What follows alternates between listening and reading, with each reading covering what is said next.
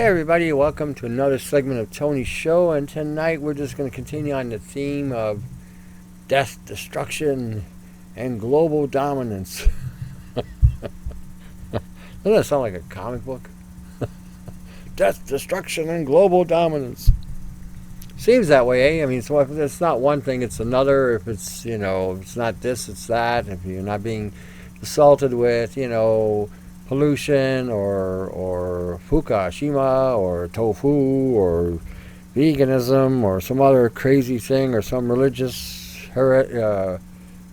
crazy people and whatever political nonsense and nuclear bombs and chemtrails and nanotechnology and frequencies and oh man, it's like a never-ending battle. We used to watch Superman as a kid. Never-ending battle for truth, justice, and the American way. That thing. And in some respects, everything that has been going on, you can look at it from several different angles. I mean, you can look at it, it's a shithole. I mean, the Earth is a shithole. It's become a shithole. You can also look at it from another perspective that maybe this is a filtering process, filtering out the wheat from the chaff. Look at it that way, too. Or you can also look at it from a perspective that, oh, what's the use? I'm going to die anyway. There's no point in fighting this. They've won, and surrender. Or you can be defiant as hell and say, Chuck, you Farley, I'm not going that easy. And I'm of that mind camp. I'm of the mind camp that it's not about winning or losing at this stage. It's about making a point and maybe saving a remnant. Point is this, that what God has created, they have defiled. What God has made good, they have disrespected. And this all went under our watch. What unbeknownst to us, nobody should say that this is man's fault. Nobody should be saying that this is our fault. See, when people say to me, oh, this is what we've done, and I say to them, what do you mean what we've done? What did we do? Did we put a hole in the ozone layer like they did back in the 70s and 80s and drop nuclear bombs all over the place and blew up the atmosphere? Did we do that? No. Did we build these car factories that were emitting all kinds of toxic waste and pollutants into the air and into the water and into the land and made millions of dollars of profit? Did we do that? No. Did we, buy cars that got us 100 miles to the gallon and that would have maybe, and put in the proper filtration devices in these cars so that it would have emitted clean air or carbon or whatever? Did we have that option? No. Most of us were laborers. Most of us, family people, went to work, came home, had families, sent them to school, college, whatever. And even your children. Some became lawyers, doctors, some became very professional in whatever field they went into. And did they create the dynamic that we have today that's causing the earth to suffer in such a manner? The answer is no. But who did cause the problem? Who created these issues? Who created all these problems, created the issues? Everything. It was the corporations, it was the political system, the political will that did not take a stand against corporations to make them clean up their own shit. They didn't do this. And in fact, they elevated our taxes so that there would be an environmental protection agency that was to oversee the pollution or polluting, or the Ministry of Environment, depending where you live, to oversee that the environment was protected. They did a fine job. They allowed Monsanto to spray their genetically modified shit all over the place, their atrazines in there, which came from Syngenta, and the glyphosates, and the nanosilver, and the nanosilica, and now they're spraying nanoparticles into the soil, in the fertilizers, putting nanoparticles now in the feed for the livestock. They're spraying nanosilver in the grocery store, in your meats and produce. the list goes on and on. So we did not do anything in this regard.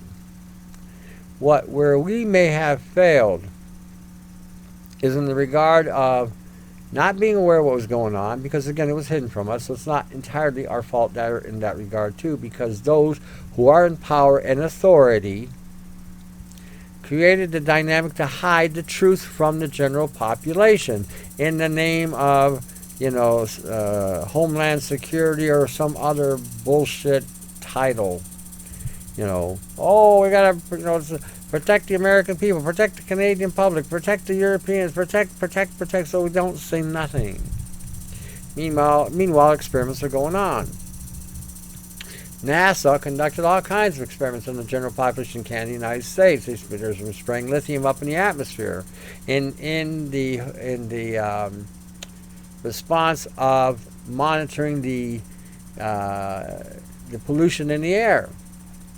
Why would you spray lithium on a general population knowing damn well it can cause severe brain damage and other genetic damage to the personage of people who have the fallout? And where again was the government to stop them from doing this? Where was the environmental protection agencies? Where was the Ministry of Health? Where are these agencies? Again, did we do this? No, we didn't. Then NASA has been, again, subtly introducing product like C60 into the general population, so they can now experiment with the general population on a product. An unknowing product, an unknowing general population, an ignorant population, a population very easily seduced with whatever entertainment required to get their attention, make them go, ooh, ah, ee, ooh. And then come up with research and show research, not valid research, or has been truly validated, that it's actually doing something in regarding to the medical, and it can maybe prolong longevity. That's the shame to fame about this. This is going to cause you to live longer.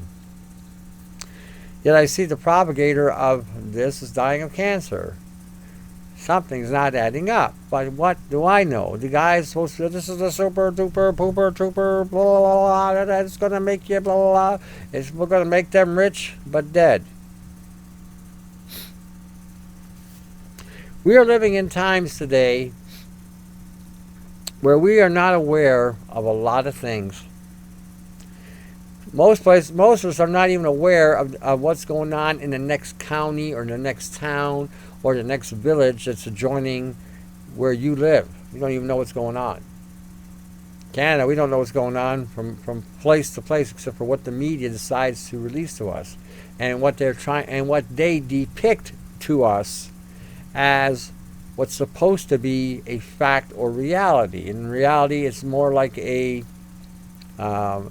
designer news program, something to cause enough anxiety, something to cause enough fear, something to cause enough disturbance in your psyche or in your soul or in your heart to disrupt the peace that you might have, the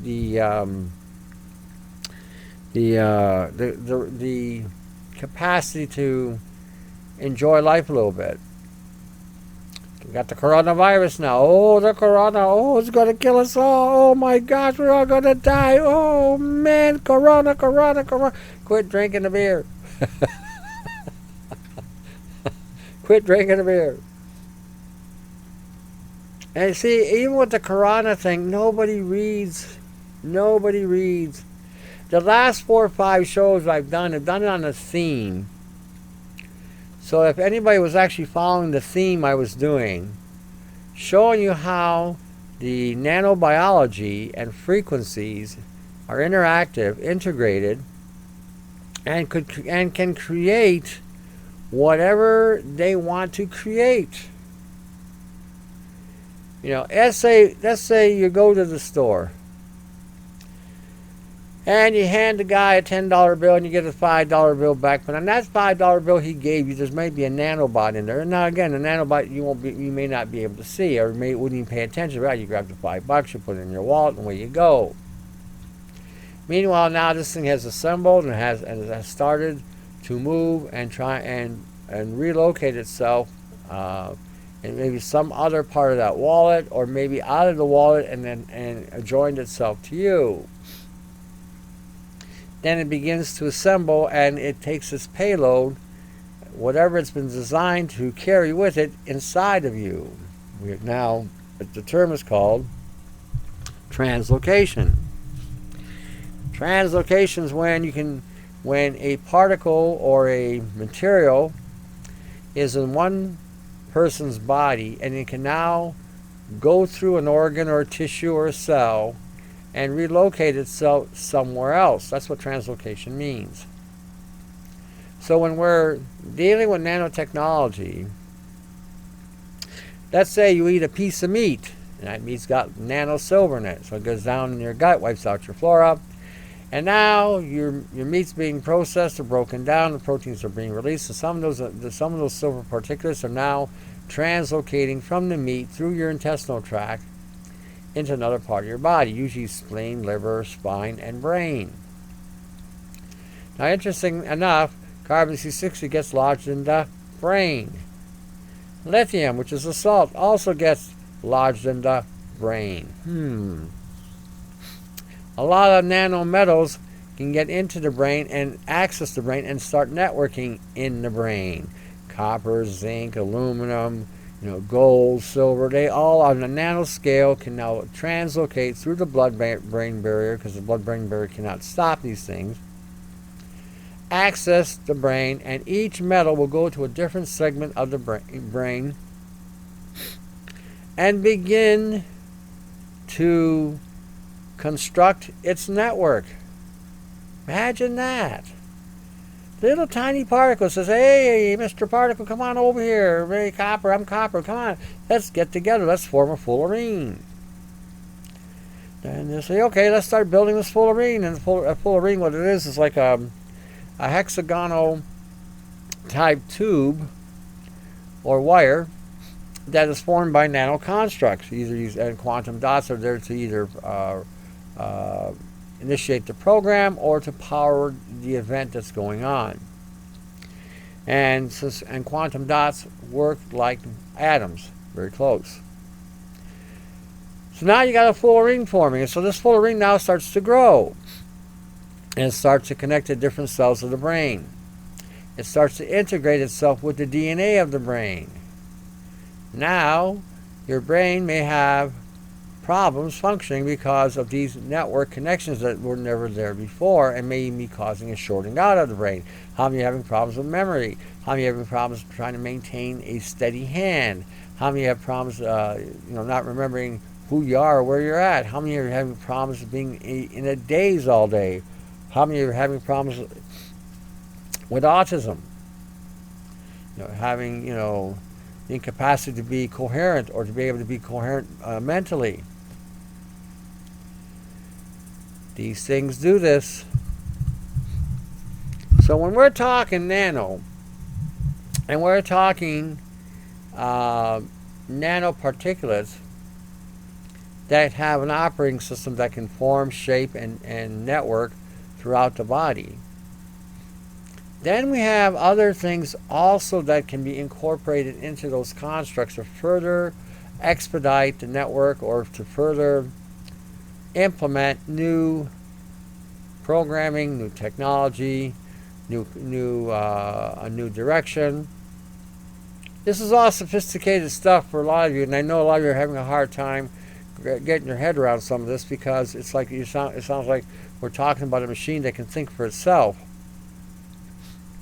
Not quite think for itself, but it can receive signals and programs so that it looks like it can conduct itself and make a change in whatever. These things are programmable. This is why I say never directly assault these things, because if you do, they will develop eventually an offense to your offense. So, make sure there is no direct assault on any of this stuff. So you got all this happening inside your body. Some of you are saying, well, how come certain people don't show the signs and other people do? It's all a matter of saturation and activation. That's what it boils down to. If you're saturated, then you can get activated. And if you're in a position where they decide to hit a group or an area for whatever reason, you can get turned on. Just like what happened in China. China, they injected people with a vaccine, and then within 3 months after those vaccines, they activated the 6G frequencies that they had going on, the terahertz bandwidth. I tried to explain this to some people. Some got it, some didn't, because again, the media is so impending on everybody, putting their opinion into play so that there is no other opinion. Oh, the media is saying this, and you're programmed by the media. But like I said, the Asians are already on 6G.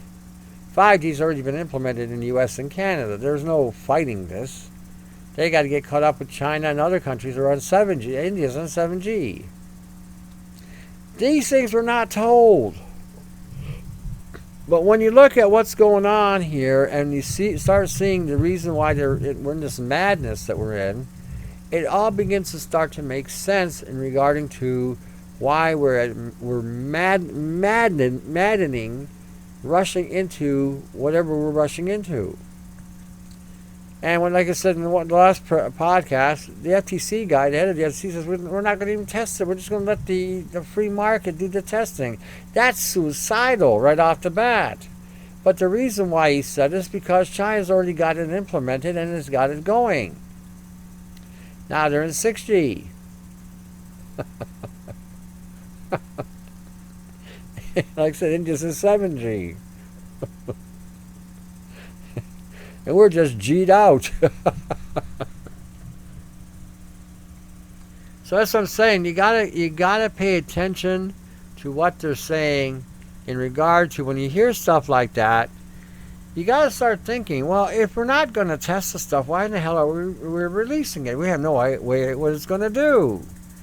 And then you have to start thinking again, well, maybe perhaps they already have tested this in maybe some other place. I.e. China, i.e. India, i.e. the Philippines, i.e. Taiwan, Hong Kong.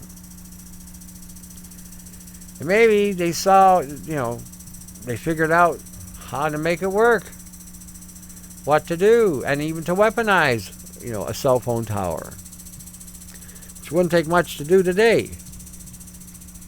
So when we're looking at all these things happening, going on, you've seen people drop like flies. Nobody thinks either. They look at this and it's like being programmed to watch your favorite TV show every week, every Monday night you're watching, the NFL football or whatever it is you're watching. So every night at 10 o'clock you're sitting in front of the TV and you're watching that game, and then you're just basically going along with the go along, and you're going along. Because that's how you do it. You're just going along. You're not paying attention. You're not focusing what you're watching. You're seeing a bunch of guys bend over, grabbing a pigskin, and they're running through each other. Does that make any sense? No, but it's the sport. So you get caught up on that, and you just start going with what I call a mob roll or mob thinking, and you just go and you just go and you never stop to ask any questions. Nor do you do any kind of real reading and research. You just research what is the current trend of the day, which is at the top 10, 20 links, whatever, and that's what you go by. You don't do an actual research. You just basically are grabbing what has already been said and you're regurgitating it. So if you're in the top 20, links in Google, somebody is definitely going to say the same thing you've been saying, or vice versa. You're going to be saying what everybody else has been saying.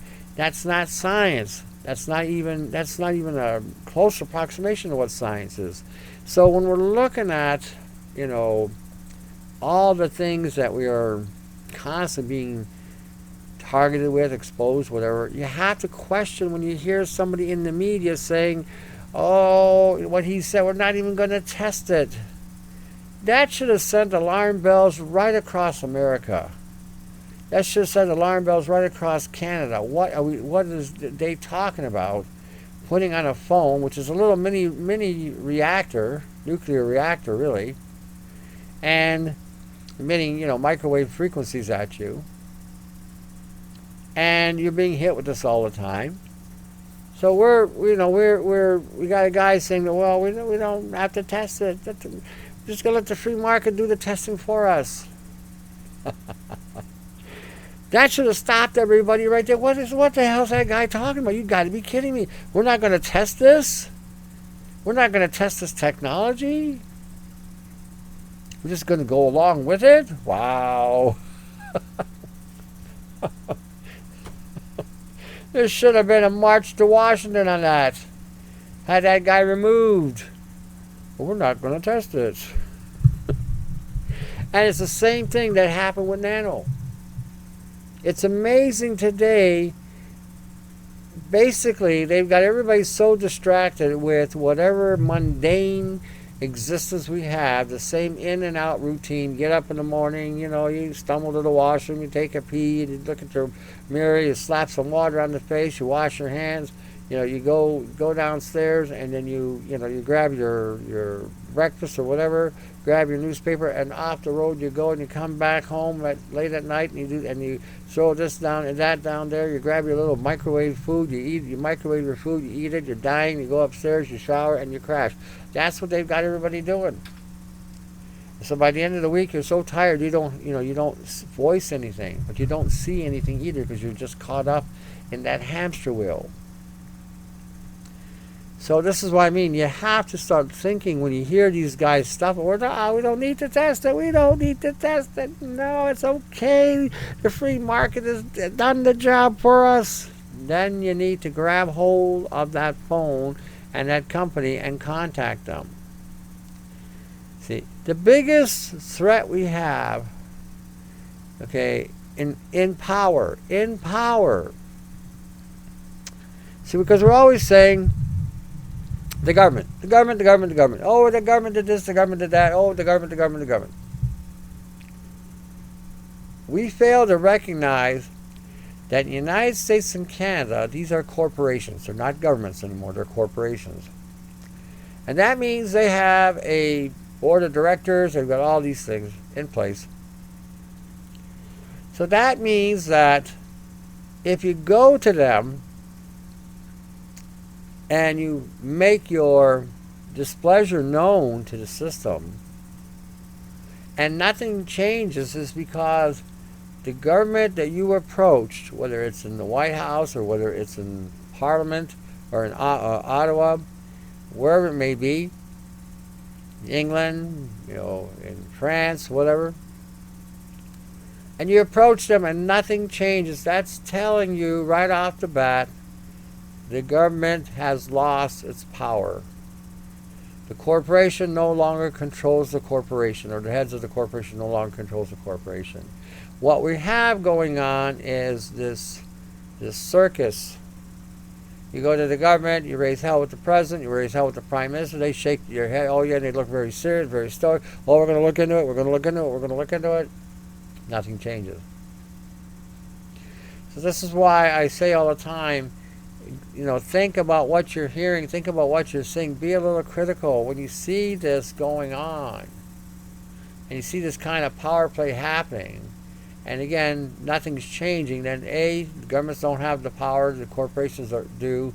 And if you want to make a change, you don't want to protest against the American government because they're useless. They've got no power. They just delegate what's being told to them by the corporations. That's all they are. Same in Canada. There's no difference. There's no difference in any government. So if you want to make a change, you want to make a stand, you want to make you want to do something, then the ones you need to protest are the head CEOs of the telecommunications industry. You want to picket and do whatever, and you want to go to the corporations that are working in the telecommunications industry that are causing the problems that they're causing with these frequencies. You might want to go to the military-industrial complex. You might want to, again, cause a march saying we're tired of these chemtrails and they must stop. See, these are the ones that actually run the country. These are the corporations or the agendas that run the country. If you want to make a change, you got to protest those companies that are creating the violation. If you're just going to protest against the government, oh no, we won't go, and all that stuff, it's a waste of time. Total waste of time, because they are not in power. They're not in power. Where they are at is basically representing the power, but they are not the power. Okay, I had a call, so I kind of took the call. Now I forgot where the heck we were. Anyway, I'm going to continue on with what I was talking about regarding to nanotech and other things that we were dealing with. So it just seems a little fragmented. I apologize. Let's see what I find here for you guys. Anyway, I was talking, dealing with, again, the terahertz and some of the things that were going on and some of the things that we've been told. And I'm continuing with the terahertz theme. And right now they're talking about the coronavirus and the threat and the danger of the coronavirus. And they're telling us by this summer it's going to hit 60% of the population.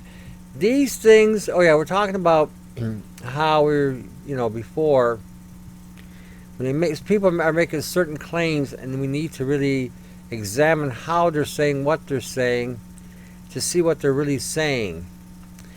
So that while they're telling us about one thing, and we examine what they're saying, how sometimes there's something else going on.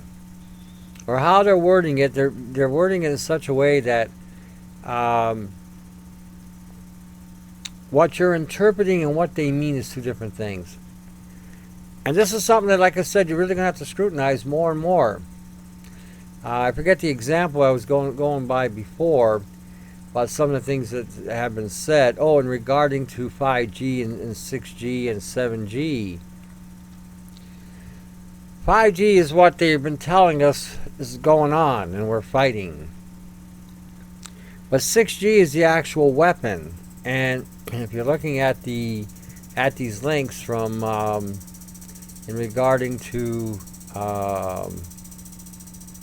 anything here, what the Chinese are doing, the biological effects of terahertz radiation, bunching See, when you bunch or collect several different terahertz frequencies, and then you release them or in an assault fashion, they create some major heavy-duty damage on the inside. When you're talking about biological effects of terahertz radiation, this is the perfect killing machine. Period. You can be hit with a terahertz frequency. It can be hitting you in the head. Sometimes you get headaches. You get these ungodly, migraine, painful headaches. They out of nowhere. It could be now as a result of terahertz exposure. Could be a result of terahertz exposure. So the reason I'm getting into the terahertz and 6G is so that when you guys, everybody starts to recognize that that's where we're at, you can have at least a reference point here of some of the things you can go look at in regard to how this is the perfect weapon. I mean, you can get hit with this. It goes into the body, depending on the range of the terahertz range it's in. So if it's in the infrared range, that means it's going to be able to penetrate that much more into the system and then cause untold damage to your mitochondria.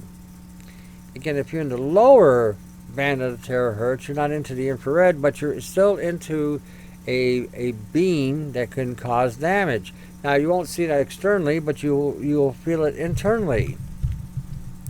So we have, this wonderful, wonderful concept of clustering these beams now to have a more powerful impact on the target that's being targeted. So the understanding that this is the type of weapon that could simulate a virus outbreak. And if the components of that viral outbreak has been injected or consumed, then the frequency has the ability to zero in on whoever did what, ate what, and then cause or simulate simulate the effect of what you would think be happening if somebody had a flu. We're talking about nanorobotics. You should look at the carbon content of some of these robots. And when you're looking at this type of thing going on inside of a person's body, you have to consider that it may be setting up tiny little program nodules in the system to further expand and network. It could be using things like quantum dots, it could be using things like dendrimers, origami, any of these things that can create a platform to create a bigger connection in the system. When you're looking at self-replication of robots that can just repair themselves and copy themselves and make more clones of themselves in order to maintain its objective or follow its directive. So they can be, and all these things I'm mentioning here, back in the 60s, I remember when the nuclear came out, nuclear energy, the nuclear bomb. Oh, we had the nuclear bomb. We had the megaton bomb. We had the bomb of bombs. We were just so bombed out. But if you took the theme of the day, how this was going to be the answer to everything. You'll be able to, fix people medically. You'll be able to sustain energy, blah, blah, blah. We've had nothing but problems with these reactors. That was from the 60s, and this is the same kind of thing. They're going to tell you how great and wonderful these products are, how they can be used medically, how they can be used therapeutically, how they can be used blah, blah, blah. And then people take these things and then find out eventually that they didn't work or they gave an awful side effect. This is why I don't encourage vaccines, because the vaccines would have either genetically damaged the child, could have augmented a program into the child. It's weird today how we have to think. It's really weird today how we have to think. So when you're looking at all these different things, that's been exposed. Okay, I remember I've always been telling you that if you're in a room and there's other people in the room with you that have a cell phone and you all turn it on because it never really shuts off, each person in that group would get an amplification of the field, whether they owned a cell phone or not. Just being in the line of fire is all it takes to deactivate you, if you will, with a frequency. So when you're in a group of people and they all have a cell phone, you're all popping each other. You're all sending these signals through each other, causing problems. This they don't tell you. They don't tell you this, that you could be sitting beside somebody in a car and all of a sudden you're in that car and you need to, I don't know, do something, and geez, now I lost my thought. Holy cow. We're talking about the whole terrorist thing. Being in the car. Why was I going that way? See, I just got my head popped here. See, terahertz, like I said, being in the car with the phone. That's what it was, with the RF phones, the microwaving. Again, if you're in the car with somebody, and again, everyone's got a Wi-Fi, or not a Wi-Fi, a cell phone, you're going to get popped with the multiple radiations. And again, according to the scientists, the safe levels at whatever level, it exceeds that exponentially. And because everyone's got a cell phone, the magnitude of those frequencies are now clustering, hitting everybody in clusters. And if they're operating on a terahertz bandwidth, they're going to be literally burning holes inside of you. You won't see it on the outer skin, but in the inside, you'll see the damage that can occur. This is, like I said, it's important that you understand this. Important that you understand the nature of the cell phones are like little nuclear reactors. Basically, they're magnetic, emitting all kinds of EMF fields. So when you're looking at, secondhand exposure of cell phone radiation gets compounded. Radiation gets compounded. These things are not something we should be that addicted to, but you're addicted to them because of the biometric programming these phones have, how they attach themselves to that person. If you didn't have the connections, with any of this tech, if you will, you'd be far better, far further off. Imagine that secondhand exposure, and the impact of the terahertz frequencies. It's mind-boggling see, because you remember 5G. The problem with 5G was, remember, it had a straight line. Remember, go watch the guy on the FTC on the YouTube, and he talks about 5G as operating in a straight line. Well, the problem with that is it doesn't have the penetration power. And as a result of not having the penetration power, it couldn't really do much to most people. Now 6G with the terahertz frequency, that's another story. You could hit somebody with the 6G technology and then add other ingredients to the DNA or the T, it would go right through the person, just like an X-ray. But it wouldn't leave a mark, other than whatever the payload was he took with him or her.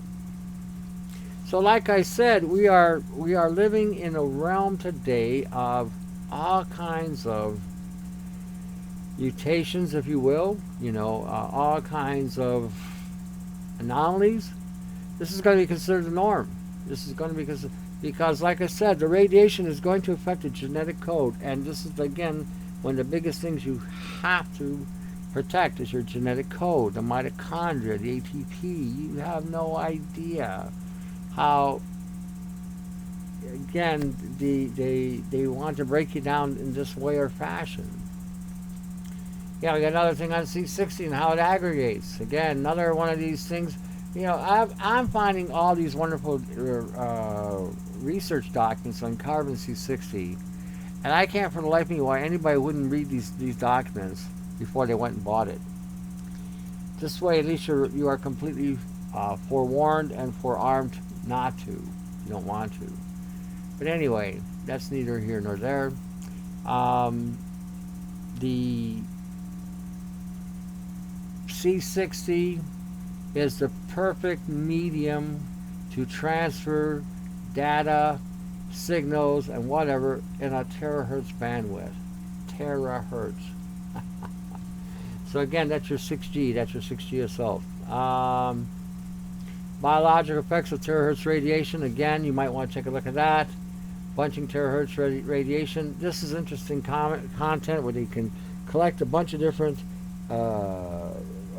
wavelengths of the terahertz, bring them together, and then focus them. Basically, it's almost like building a laser. Similar.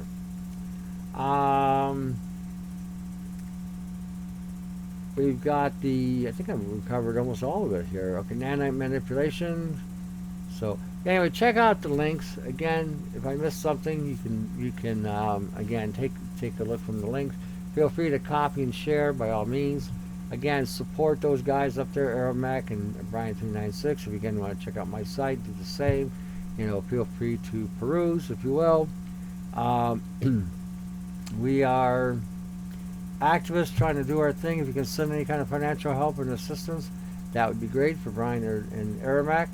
We're out there, again, doing things for everybody, building things for everybody. So again, check out the sites. Help any way you can. And if you don't have any money, don't worry about it. Get out there and just speak, and share the sites. Best thing you could do. Alrighty, I think we're near the end here. Let's see where we're at. Not quite, but I'm going to call this a little short tonight. Check out the links. Share these links. It's important that you share the links so people can then start to see what's going on, read these documentations, and then they can make up their own mind what they want to do. That's entirely up to them. But share the links if you can. If you can help financially, by all means do so. Alrighty then, till the next segment, to your health. See you in a bit, eh? Take care.